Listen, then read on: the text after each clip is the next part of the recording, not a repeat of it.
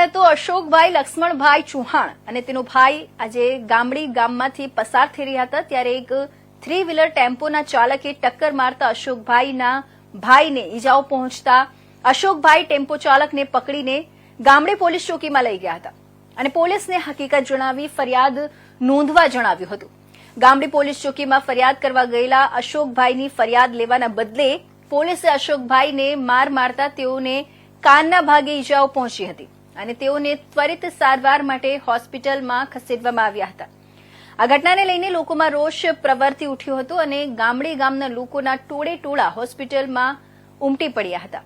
ગામડી police ચોકીમાં પોલીસે યુવકને માર મારતો વિડીયો સોશિયલ મીડિયામાં વાયરલ થતા ચકચાર મચી જવા પામી છે।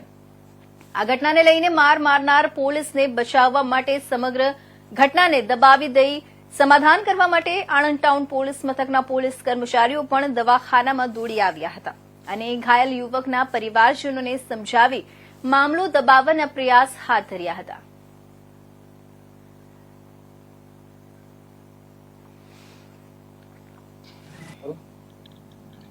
અશોકભાઈ શું બન્યું હતું આજે?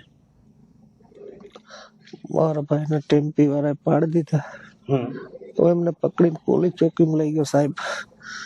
તો મને કે અશોકભાઈ અંદર આવો, એફઆઈઆર લખાયેલો, પણ અંદર જઈને બહુ માર્યો। કોણે માર્યો તમને?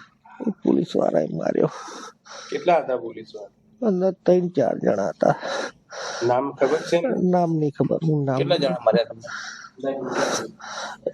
એ પોલીસ વાળા મને અંદર બોલાવીને મારવા જ માંડી ગયા। પછી મને કાન ઉપર બહુ લાગ્યું, મને તમારી આવી ગયા એટલે પછી બહાર નીકળી ગયો, દરવાજા બહાર આવીને પડી ગયો। પછી બધી